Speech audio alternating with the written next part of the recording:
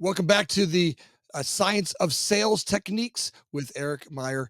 We're going to study the budget and decision logic that the buyer goes through, right? Exactly what they go through as they're making the decision logic for the buying process. And Erik, we're excited about getting in it. Let's get started. Yeah, absolutely, Anthony. Great to see you again. Happy to continue this journey as we talk about what I would call the next two stages of disqualifying. I mean, maybe that's a good thing to kind of bring up too here. So we've talked about, this buyer seller dance, why there's friction maybe in conversations between salespeople and potential buyers. We talked a little bit about bonding and rapport, how we craft trust and credibility and start to build and develop that kind of relationship. Upfront contracts, how we set the framework for conversations, what are some of the decisions we want to comfortably be able to make. And then we went into a deep dive in understanding things like pain. What's the difference between problems versus pain, and really how to get into that. And so now when I think of the budget process and decision process, if I just kind of put, let's say, pain, budget, and decision together real quickly, the standard methodology in selling, often I think it feels like a qualifying process where a seller's trying to figure out how they get a client out of this prospect. So I want to kind of look at it maybe from a contrarian lens. Let's say this combination of pain, budget, and decision making is really to figure out how to disqualify. So if a prospect does not have compelling pain, it's okay to go back to that upfront contract and say maybe no is the right choice right now, and we can mutually agree to that, move on. If they don't have the budget components necessary, same thing is true. They're not going to buy anything. If the decision making process is inconsistent with what it needs to be, still a good opportunity to just comfortably and mutually agree to no. So these three components, pain, budget, and decision, really isn't about how you convert someone. It's about how you comfortably disconnect from a conversation that can't pass through these stages. And then if it does, we'll talk about how it gets to a yes, and something like fulfillment. We'll talk about fulfillment to that point. And this is a great spot because I think that we keep focusing on understanding that not every call you're going to make is going to end up with a sale, and is that sometimes is one of the greatest benefits to an organization is knowing when to say no with the potential buyer. Absolutely. And again, Anthony, you go back to that, the business owner, the biggest challenge, I think, from a business owner creating a company, a small, mid-sized company, even if it's growing to a large organization, they had to learn, you had to learn. We've talked about this, how you disqualify an opportunity. Just because someone could be a client doesn't mean it's the right choice to make. And a bad client can make a lot of issues happen very quickly, right? So we want to be able to comfortably look at that and say, is it the right fit? Is it not the right fit? So I'm looking forward to diving into the budget decision conversation. We can add some more layers to what disqualifying comfortably looks like. Awesome, awesome, I love it. So, when we think of budget, there's probably a good word association maybe to use to start that off with. And Anthony, when I say budget, any word come to mind? Anything you think of right out of the gates? Money, money. My God, Money. money, Yeah, money. Can I afford absolutely. this? Absolutely, right. And that's almost always one of the first things that we'll think of when we think of budget. And it's true, but maybe we could put a framework on what budget really looks like. So if someone has a problem they want to try to solve, regardless of the size of the problem, money and money resources are almost always going to be part of that picture to fix it, right? Do you That's right. have the money resources to buy a solution? But if you can think of an acronym, and we can use this one to talk about it today, it's TEAM. So it'd be TEAM. So let's start with the T side. T is time. And sometimes these are the bigger issues. Do they have the time, and can they commit the time necessary to work together with the organization that they might buy something from to actually get the value necessary so their pain goes away, right? And we know that time and length of time is something that's got to be committed to.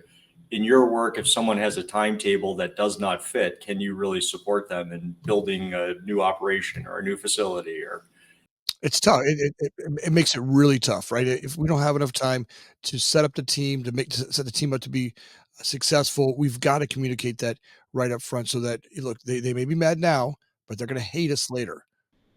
Absolutely. And if we're going to fight, let's fight up front. Let's make That's sure right. we can figure out some kind of mutual agreement to what that looks like, but not to be shy about it. If it takes 30 days to really solve an issue, let that, prospect know it's going to take us a good 30 days to work lockstep to be able to get this done. Can you commit that kind of time at this stage in your life? Do you have the time to make so that we can work together on this project?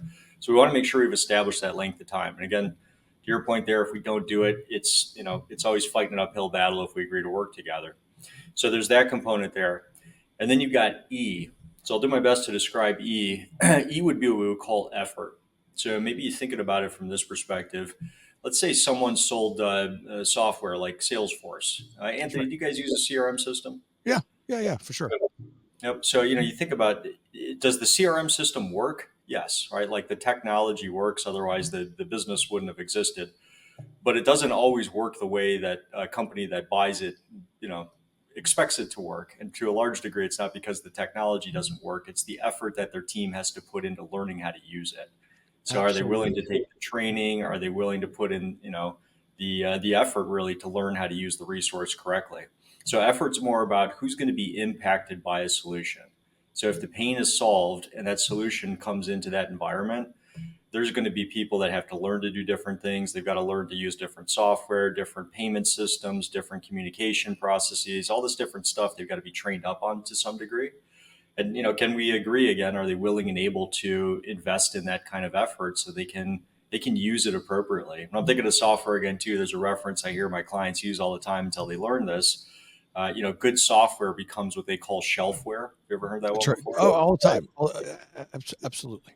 Yeah, and eventually you're looking at going, I'm paying $20 a seat for this stuff on a monthly basis, but now that's $200,000 and no one's using it, right? That's So right. It's crazy when I just got out of a meeting before I started here with yours today, yep, talking literally about that. We buy these 300-pound gorillas that can do great stuff, and yep. we use 3 pounds of it, right? And we have these, all these great systems in place, and maybe we just store photos on there. You're like, really? We could have done that with many, many other formats, but now we've got this really expensive, great software and there's a bunch of reasons why that happens. Either A, we didn't train the people, or B, there's a bunch of reasons why uh, we're only using 3 pounds of a 300-pound opportunity, and it's really is frustrating. So that E is really probably one of the most important parts of the commitment to work together.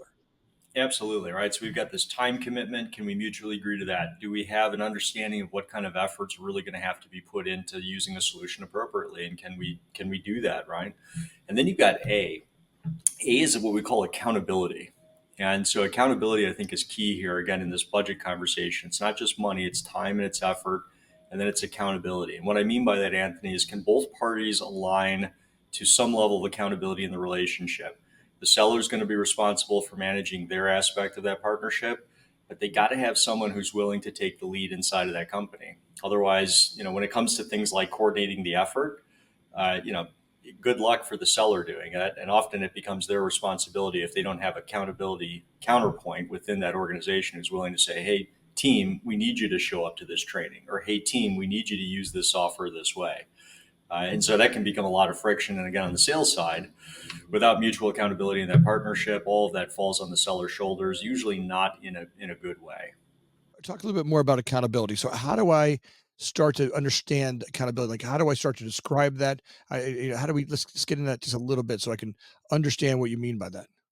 Yeah, absolutely, Anthony. So maybe if we used your business maybe as an example, right? So accountability would be that you guys are going to be accountable to coordinating the teams that you need to coordinate to be on site when they need to be on site to do the work that's being asked to be done, right? That's right. That's right. But you need to have accountability on their team. Who's going to be the project manager responsible for making sure that the gates are unlocked when your people show up and they can actually get in there and do the work, right? Who's going to be accountable to calling if they need to, maybe say a city to get a permit approved or go through that process? Who's going to be accountable to do the things that need to be done in that client side so that you can do the work you need to do on your side? That makes sense. Yeah, yeah. So sometimes we'll even focus on we'll create a flow chart and then a narrative that goes along with it. So there's Mhm. really this happens. Here's what happens. Here's the narrative that goes like here's who does the work. Here's the responsible party, and here's the deliverable from that step. So that we get really, really articulate each part of that, so that everybody on the team knows what's coming at them from where and where we are in the process at any given time. Absolutely. And again, the key there is partnership, right? You can't solve everything for your client without some input on their side, right? That's right. And sometimes we want to put on that hero's cape, right? We get the big Superman S and say, hey, I'll jump in here and I'll do it. But it's never as good, I think, for either party when it's just one side taking all of that leverage for the accountability. Good to share it together. That's right. Yep. And then we get money, right? And so on the money side, assuming we can agree to things like time, we can agree to things like effort, we can agree to things like accountability, then we can talk about the money resources. And there's something with money too, Anthony, that you know, it might resonate, it might not resonate, but here's my take on it. It's fake, right? It really isn't a real thing. It's just a thing that we've applied to something to determine whether or not there's associated value. I remember when I was growing up in New York, right? And this living in Chicago. So the place I grew up in New York, every house was different, right? Like there were no two houses that were similar to each other. The neighborhood I grew up in was built in the turn of the century, and they were all just different houses, one after another. I moved to Michigan as a teenager, and I was introduced to this thing called a subdivision, That's right? right. And I'd never seen one of these before. I had this tract of land and these houses. It was the same house right next to each other, three of them in a row. And so they had the same, let's say, square footage, same lot size, same number of bathrooms and bedrooms, same layout and floor plan. And so let's say one of them was listed for $500,000, right? And somebody bought that house for $475,000. So they might think they negotiated a good deal, right?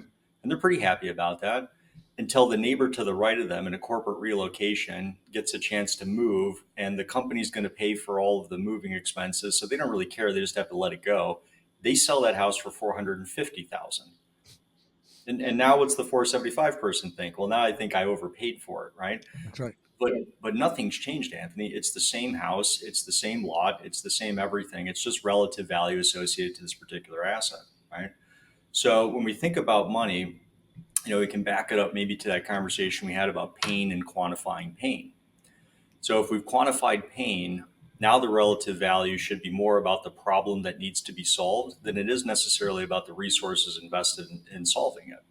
And that doesn't mean it's going to be an endless supply of money resources there, but we want that perspective. So if we've agreed, say there's a five, six, $7 million pain, it's not so much about how much it might cost to solve and fix it. It's what kind of investment does your organization want to make to fix a five, six, $7 million problem, right? That's right. What kind of return are you looking for that? And from there, we can start to narrow down what's actually available and free to work together on. And I think that's something else that a lot of sellers miss is the real solution to the problem there is not about how much it costs to work together with the salesperson or the salesperson's company in solving it. There's other aspects that are going to be necessary. So, in my world, if it's something like, training and we're trying to solve a pain, and the pain is that, they're losing opportunities, they're losing clients, it's costing them, a couple $1,000,000 a year. We agree on that kind of stuff. That's an issue. It needs to be solved. We're going to handle a component of it, but if we're doing our job well, part of their process for investing in fixing it completely is, how much are they prepared to invest in new hires? How much are they prepared to invest in working with other resources that can help support this growing team that's getting a better skill set? So it's not just the training investment. We're really trying to solve this pain. What kind of resources are you thinking of or considering to invest in this as a pursuit, right? And then we can narrow down where we might fit in that. And it changes the conversation, if that makes sense, Anthony, kind of thinking about it that way. Absolutely. I can't tell you how many times I sat in a room with somebody who I'm selling to, and the person that I'm selling to has no idea of the overall impact of what we're doing. They may Yep. look at a line item. They may look at it, hey, this is what it costs me to have a project manager come work for them, right? And they're just imagining what the employee cost, right? They're looking at it going, well, I pay that guy $90,000. Now I look at your resource, and maybe it's more than that $90,000. But when we start to look at the impact of the employee, their vacation pay, all the stuff that goes along with the the cost and package of an employee, their boss is looking at going, man, that's a discount, right? I can't buy people that cheap, right? I can't find a resource that way. Yep. Oftentimes you just got to make sure that they're they're comparing apples to apples in the overall dynamic of the impact of what you're about to do for them, right? Hey, listen, I'm doing the training, right? You don't have to bring a trainer on there. We're pre-training these people so they enter into your system running. There's not a 6 month ramp up time before they become useful, right? How many organizations have a new employee come on board and literally they're taking notes for the first 6 months, just getting their feet on the ground. Where I can bring an employee who's already done these types of projects for hundreds of projects beforehand for other organizations, and they can walk in running and add value day one. Absolutely. And again, it's such a key critical component. Do we have that really understood for both parties and how we quantified the pain and understood how big that problem really is financially? And so then we can connect it back. And now, talking about money, we talked about pattern interrupts, Anthony. There are questions we can ask that create our own worst objections, right? And so here's one when it comes to the money side that I see over and over again. I want to eliminate it completely. So hopefully this will help to anyone listening. If you ask a prospect, what's your budget? They're really good at responding. Any sense for what they normally say back? Not much. It's Yeah, something like that. yeah, Yeah.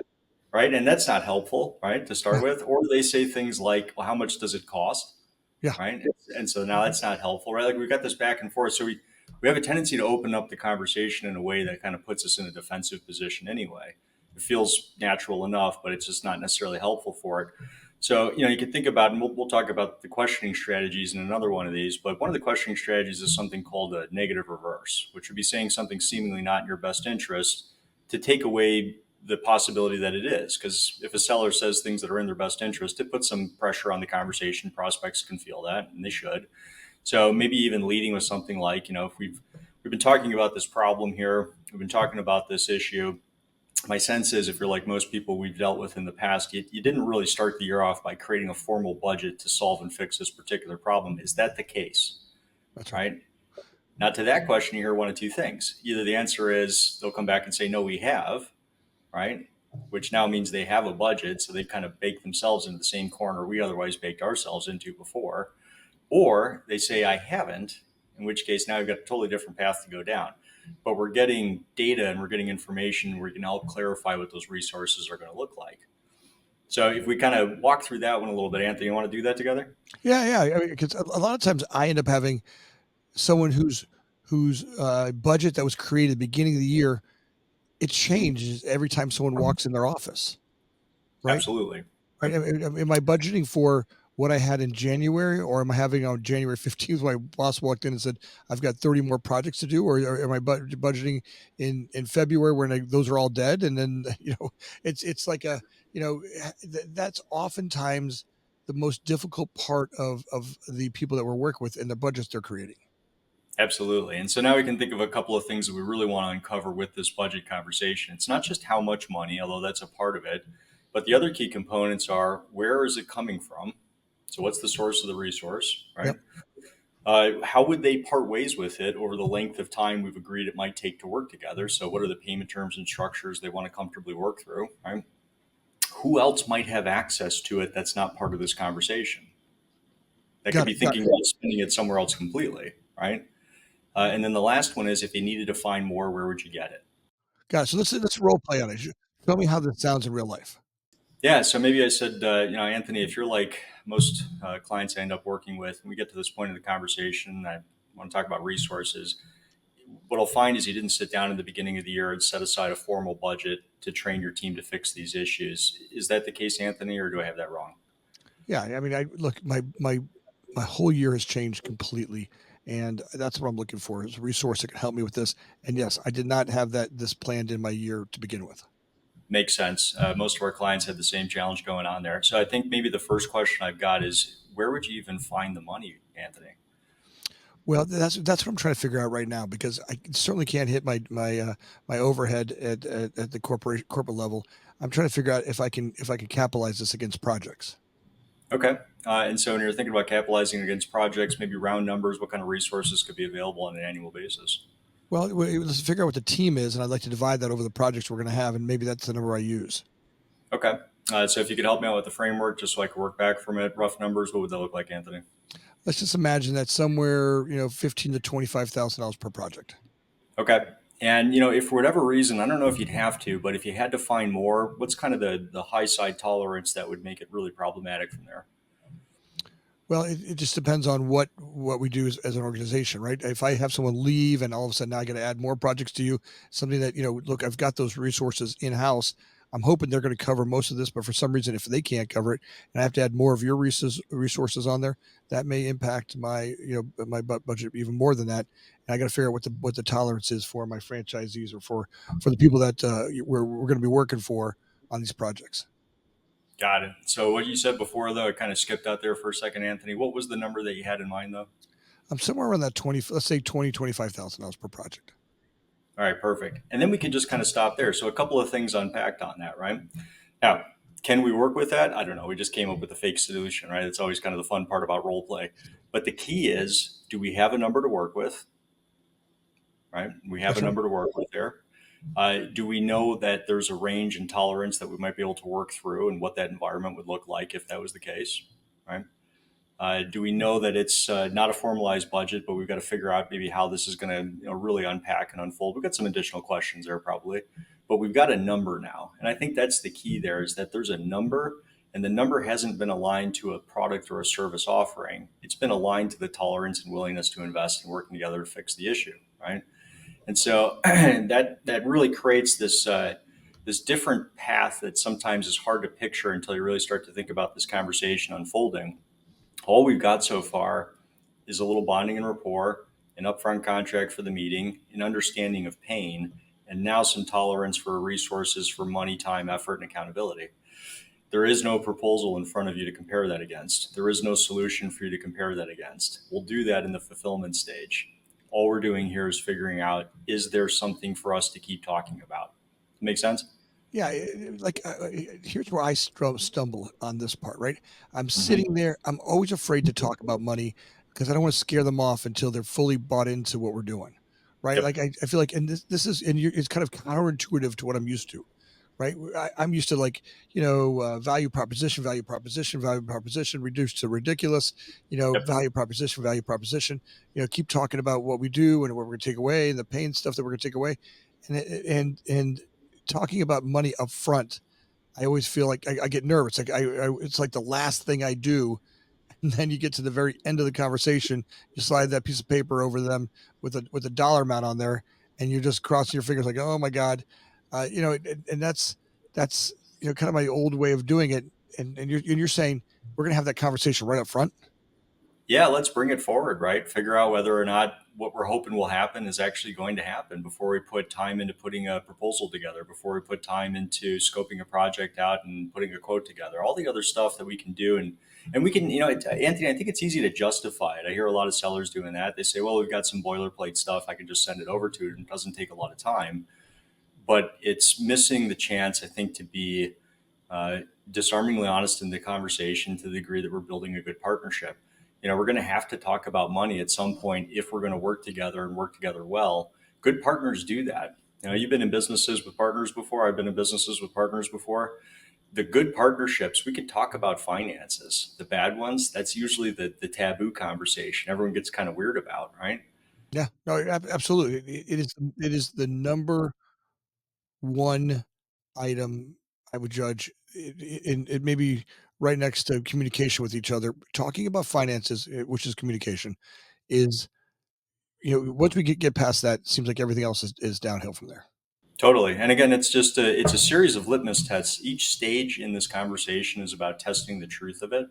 So, you'll know whether or not you've got good bonding and rapport in the way people connect to your upfront contract, right? You'll know you've got a good upfront contract in the way people comfortably share pain.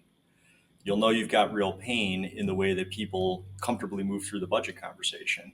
And so again, if we're getting pushback on one of these, it's because the stage prior to we either moved through or we kind of skipped completely. So it's always that litmus test of truth and whether or not we're really progressing here together, right? Mm. And in that budget conversation too, we think about money.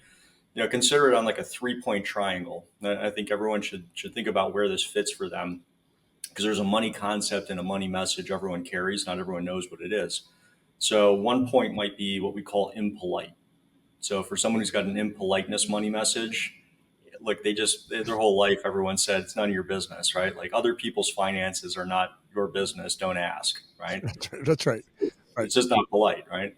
And then you've got the other two. One of them is scarcity. So the scarcity money message person, they could have a bank account with a couple $1 million sitting in cash, but they wake up every morning terrified that's going to be gone, right? Something will happen. It's never enough. I never have enough. Yeah, right.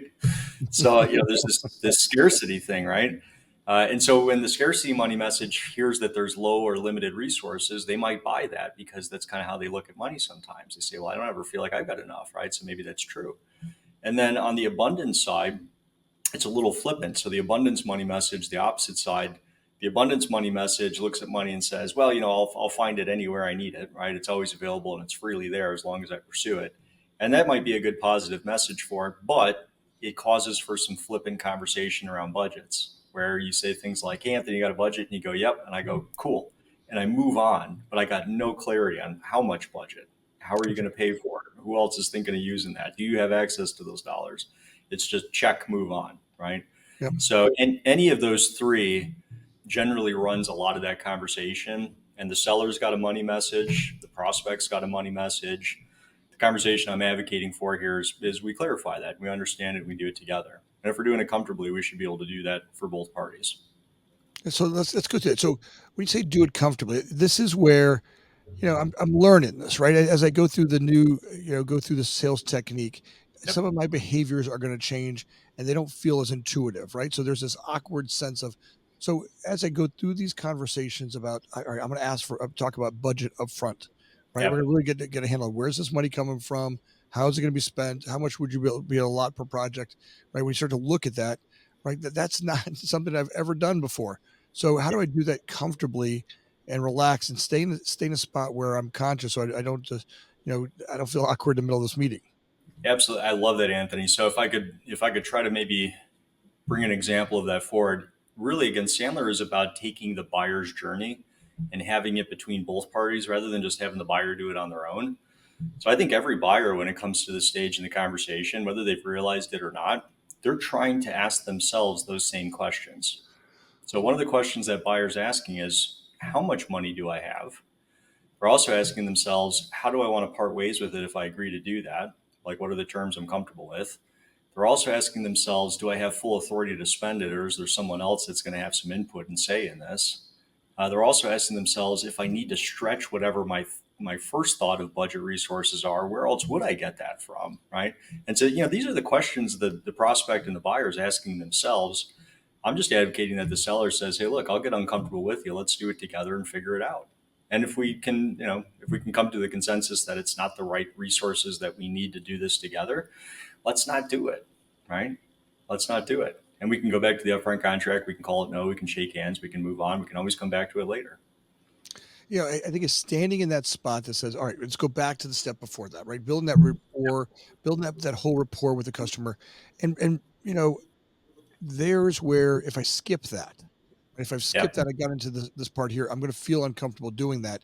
But I think if you go back to that part you were talking about, look, I built a rapport with them. Look, I've let them know that I work for the brands that, that they, the biggest brands out there. I've shown them that I've got the capacity to make their lives and take away that pain. Right? Yep. We as an organization are going to take away that pain, and we're going to manage that in a much more tolerable way for them. And then when I get to the part about budget, it makes it a lot easier to talk about look, to get rid of that pain, right? Start to identify how we're going to do it, so they can start to picture in their brain how that's going to happen, where that's going to come from. So later on, when I actually get a proposal put together, it makes it a little bit easier. Is that kind of what you're thinking? Absolutely. By the time we get there, we've already kind of mutually agreed in advance on what's available. Our solution just needs to align with it and be within the tolerances of what we've talked about and discussed, including the pain that it needs to solve, the budget it needs to solve. And then we get to it here today. We'll talk about the decision processing criteria. But the money piece, I really want to hammer that home. It's money is rarely the real issue, right? If it is the real issue, unless you're a bankruptcy attorney, you're probably not talking to a good prospect, right? That's So, right. the time, the effort, yeah, the time, the effort, the accountability, like those are the problems. A client could have all the money in the world, but if they're unwilling to invest the time, the effort, and accountability, it's not going to go well. And in some cases, it could go so poorly that the money, leaves the hands of the company that sold the solution, and they got to give it back, right? And no one wants to do that. Uh, No, no, no, there's no, too late. reputational issues, there's financial issues. I mean, it's a really big challenge when that happens, right? That's right. So, being intentional about these steps and making sure we've cleared that appropriately when it comes to the money side, comfortably having that conversation. And, again, it goes back to what is trust and credibility. It's about being able to say the things that are uncomfortable in a way that's comfortable enough for both parties to do it together. Nice. Okay, got it. Yeah, and there, that's ultimately what we're going through. we're going through the uncomfortable conversations in a way up front in front of each other, in a safe environment that allows Mhm. both parties to escape if needed. Right? Yep. We're not trapping them into, we're not talking them into. This isn't a manipulative. This is really identifying, are we good partners for each other? Yep. Absolutely, Anthony. And so if we can get through that, we've got the time, we've got the effort, we've got the accountability, we've got the money resources, and what we've talked about aligns to what we can, kind of think about might be a solution that we could provide there, understanding the pain, understanding the budget. Now we want to understand the decision process and criteria. So this is not the process, or I'm sorry, it's not a decision that a prospect makes about working together or not with a seller. It's really about the process and understanding the process they go through to solve the pain and use the resources of time, effort, accountability, and money we've just discussed. So the really simple version of that is just who, what, when, where, how, and why. Right? Yep. A couple of good interrogatives. Who besides us needs to be involved in figuring out whether or not we work together? What do you need to hear, see, feel, and experience so that you understand enough to be able to make an informed decision? How do you want me to share that information so that it makes sense in the way it would make sense to you? Where do you want to meet to have that conversation? When do you want to have it?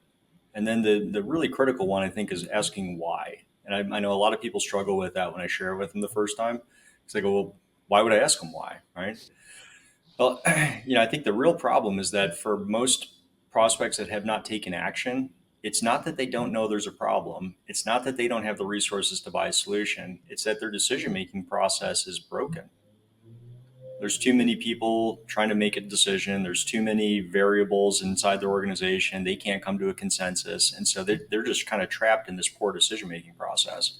Comfortably being able to challenge that to some degree and either help them realize it's broken or help them realize that it's the right one, if it is the right one. That's really why you ask why.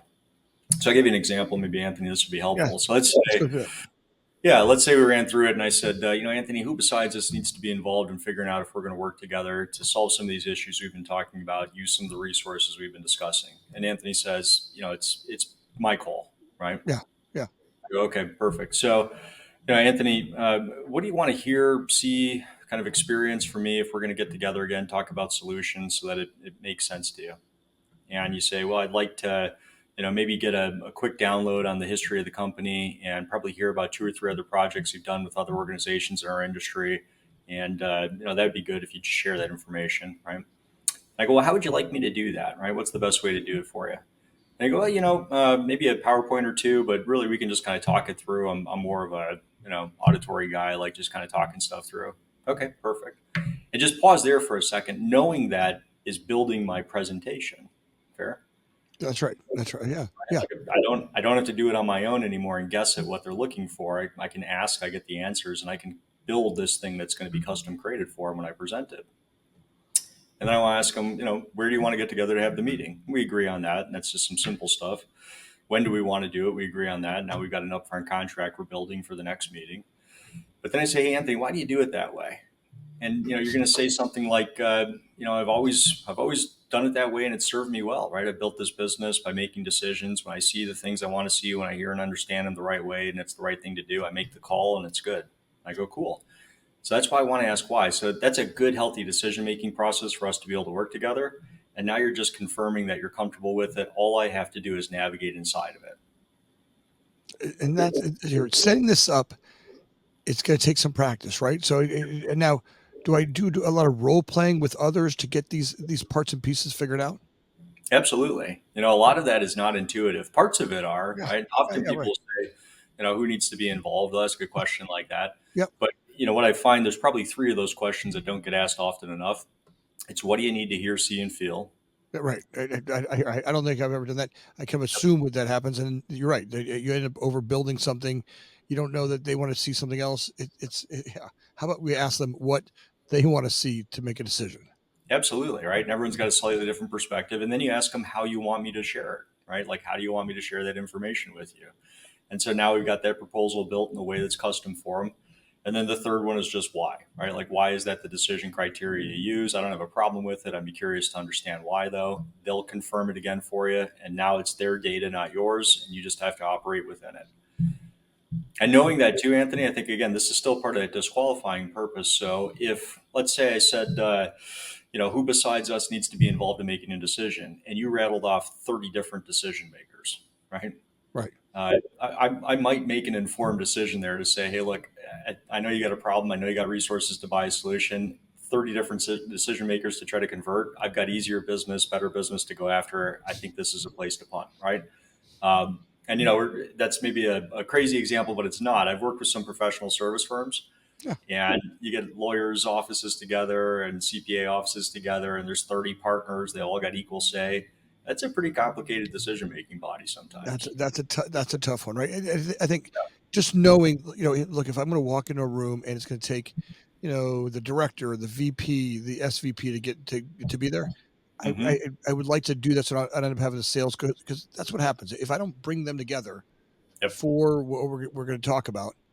Now I'm kind of forced into rethinking that multiple ways. It's kind of somewhere along the way fail, right? I want to try to get them Absolutely. together and get consensus from all of them because ultimately what happens is the director talks to the VP and the VP is like, well, I want to do it this way. And then the SVP is thinking a whole nother way.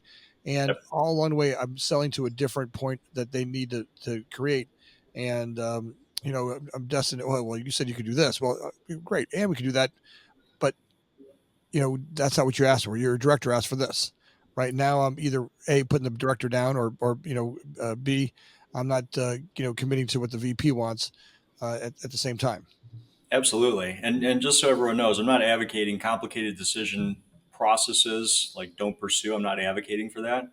What I'm advocating for is to learn and understand that framework and make an informed decision as the seller. Do I want to participate in it? Is it going to be something that I want to go after, knowing what that landscape looks like? Do I still think understanding it, I've got a good chance to win it? And if that's the case, go after it, right? We've done some work with colleges, very complicated decision making process. But as I understood it, I thought it was something we could navigate through and work our way through. And so we pursued it. But there's an ideal client prospect, I think, that everyone should be looking for too. It's that bread and butter.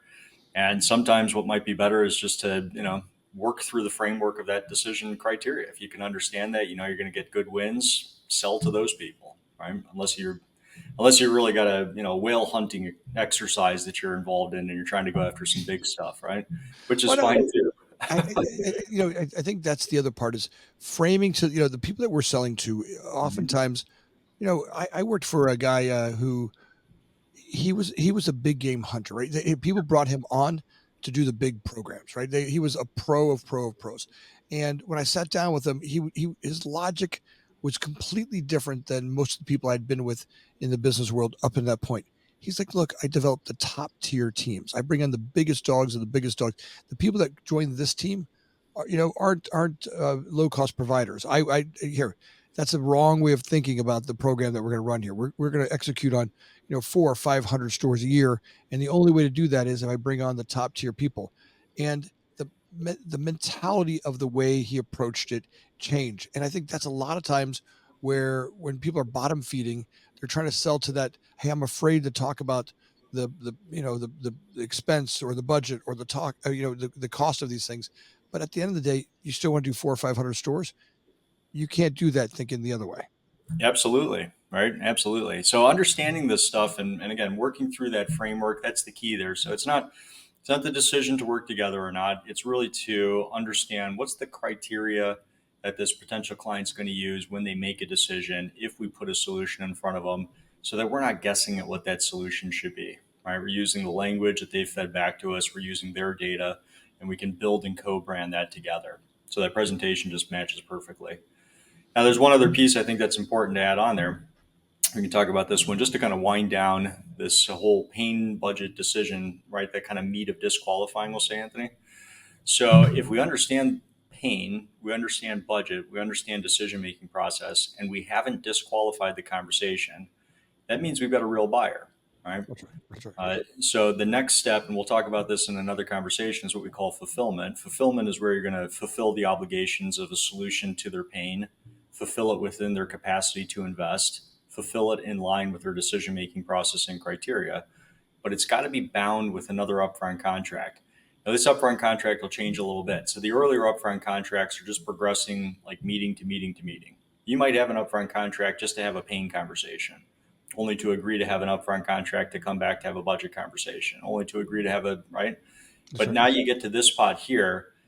When the seller understands pain, budget, and decision, the only thing left to do is to put a solution in front of them and ask them to make a decision. Like that's the last thing we've got to do together, right? There should be an Yep. event in the next meeting. Yep. So we call it an ultimate upfront contract. So if we understand all of this, it's time to set one. So the ultimate upfront contract would look like this. We go back to when we were talking about the decision making process, Anthony, right? If you said, yeah, it's my decision. Here's what I want to see, hear, feel. Here's how I want it shared and presented. This is when we agree to meet to have that meeting. This is where we're going to meet to have that meeting. And we understand why you do it that way. So now I can use that information. I can say, okay, Anthony, awesome. Looking forward to getting together next Wednesday. We agreed to do it from 3 to 4 o'clock. You asked me to bring this material, share it this way. Anthony, if I'm going through that in that meeting and I'm missing the mark completely, right? Like it's just not what you wanted to see. Would you be comfortable telling me no? I'll grab my stuff, pack it up, we shake hands, we part ways, move on. Right? Absolutely. Right. Right. Here, absolutely gives that. That's a great freedom to create for the buyer. Absolutely. But then let's agree on the other side, Anthony. If that doesn't happen, are you comfortable getting started? And what getting started means is we'll take the appropriate steps to onboard you as a client, and then you might detail what that would look like. But now we've got both of those decisions to make in the next meeting. And if you move forward, let's say to the traditional presentation, this is what we really want to solve. We've talked about you fix it in the step prior to. So in that traditional presentation, if you didn't clarify pain, budget, and decision making process, all the objections in the presentation will show up there. So you put a solution in front of someone and they say, well, this is more than we were willing to spend. Okay. That Right. means, right, so we didn't cover budget. That's right. Or you put a solution in front of them, they say, this is great, comma, but I've got to talk to, Bob or Sally or someone else. We didn't understand the decision-making process, That's right. right? We put a solution in front of them, they say, we tried that before. It didn't really give us good results. I don't think we want to try it again. We didn't really understand pain, right? That's right. Every objection that the seller runs into when they're in a meeting where they're crossing their fingers hoping they're going to get a yes or a no to work together is because of the stages we've talked about so far and what they skipped along the way. That's awesome. Yeah, and I see that all the time. That's the difference in the way that you approach this thing. So going back through it. So we've got bonding rapport, right? So we're really creating that bonding and rapport with the customer, Yep. right? We have the upfront contract. We start to make the agreement to continue to move forward on each set of that. We start Yep. to identify their pain, right? So to really get into understanding where their pain point is and what we're going to affect, and then we start to really unpack the budget, where that money's coming from, who needs to sign off on it, how are we going to get that money, how are we going to allot that money, how we're going to pay for the contract for the work that we're going to do together, Yep. right? And then we've got a decision, right? We're gonna get to that decision meeting you were just talking about. Really get to the point. And we're gonna talk about if we say yes, we're gonna go this way. If we say no, we're gonna agree to go this way. And we're making that before we sit down at the table to start talking about our budget, right? Or before we start talking about a solution. Our Yes. solution. Sorry. And Yep. then we get to fulfillment, right? Now you're talking about that next step, which is fulfillment, right? And we're gonna get into that fulfillment. Now we're gonna go from you said yes, you want to do it. Now we're gonna start to execute on putting the work together. Yes. Absolutely. Absolutely. And then we'll get into post sell and we'll talk about what that looks like, which is delivery and caring for the client. But if you could picture too, Anthony, just to kind of fast forward this fulfillment conversation, we'll talk more about it in fulfillment. I have a lot of fun, and I see clients of mine having a lot of fun with this. It's great. If the excitement, fear, and unknown of closing, right, in air quotes, is the thing sellers love the most, I got to tell you, don't work with me, because if we do this stuff the right way, none of that happens in that fulfillment meeting. It's a foregone conclusion. Literally, it'll look like this, right? I'll have a potential client that we'll get together with in the fulfillment meeting. I could start it off by saying, hey, Anthony, it's great to see you. Thanks again for coming today. By the way, I appreciate you coming here to share no in person. Most people would have just canceled the meeting in advance. Right? And Anthony will laugh a little bit like he just did and say, no, if it was going to be no, I wouldn't have kept the meeting, right? Right. You kind of already decided you want to work together. You just need to confirm what you've decided to buy. That's the right thing, right? So it's a foregone conclusion for the most part, very high conversion ratio when it comes to fulfillment if we've done these things the right way. Erik, that is an awesome. This is such a freeing way of doing sales. It takes all of that nonsense of the drum roll please, ridiculous please, the squeezing and always be closing, and the pressure that was created by the old school way of doing it. Look, I'm not sure how fast I'm going to convert, and it's going to take a little bit of practice from my old school ways of doing this. But Yep. man, this is a whole nother freedom that wasn't look. I love the science of what you're doing. You have really created, and Sandler's really created a program that dramatically takes my old and the part that I hated about sales, right? That negative part of it, the part that leaves me feeling unfulfilled when I'm done, right? Hmm. And changes that along the way where I build relationships that have open communication. It's the new way of selling, and it's just a bright and airy and comfortable way that was not ever told to me before. And I'm grateful that you're taking this time to do this with our audience. Absolutely, Anthony. And I would encourage everyone to, continue to listen and to continue to learn. It is a contrarian process. I wish it wasn't, right? I wish it wasn't a contrarian process. It's simple. It's not easy. It feels counterintuitive often. But to your point there, it's the way for freedom, I think, in selling. That's really what we're advocating for. You don't have to feel pressure because you're not putting pressure on. You don't have to feel slimy because you're having honest dialogue. It's a comfortable exercise for both parties. Now, it doesn't always mean that you get yeses. I think That's everyone right. should know that, right? In fact, you probably will get more no's comfortably if you do it the right way. But it was in comparison to the no's and yeses you didn't get, period, right? That's right. So, when a seller has these prospects just disappearing on them, they don't get a yes or a no, right? They get no feedback other than I wonder what happened. At a minimum, if you follow this process the right way, you'll get clarity on the no's in a comfortable way. And that opens up better conversation next time around. Well, and ultimately, that's what a company like ours is. Or most companies, if you really look at the nose that you got the old fashioned way, you Hmm. didn't notice it. And you did. You also spent a lot of money invested in something that wasn't going to go anywhere. Yep. And you should have known that a long time before that. And here, I'm starting to really identify stuff that I'm not moving forward unless it's really meant to move forward and identify. So I think that's it's a great prospect. And Eric, I wanted, as always, every part of this, I really want to make sure that people know how to get a hold of you and your organization if they want to have you come in and do sales training for them and do coaching for their team. What's the best way for them to catch up with you?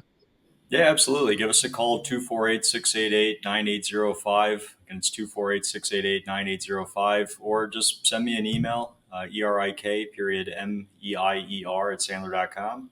Or connect with me on LinkedIn. I'd love to connect with you. I post a lot of content. Happy to have you follow and comment and like and pump my ego. I have an ego too. So I'll Well, let me definitely.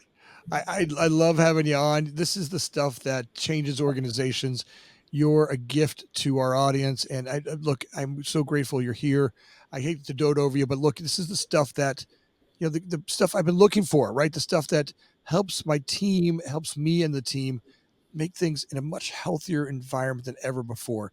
This is the kind of selling we've always been looking for, building long-term great communication with potential buyers. And even if we say no to each other, we're left in a wholesome way that leaves us fulfilled and both sides fulfilled in creating great relationships. Eric, you and your team are just magical.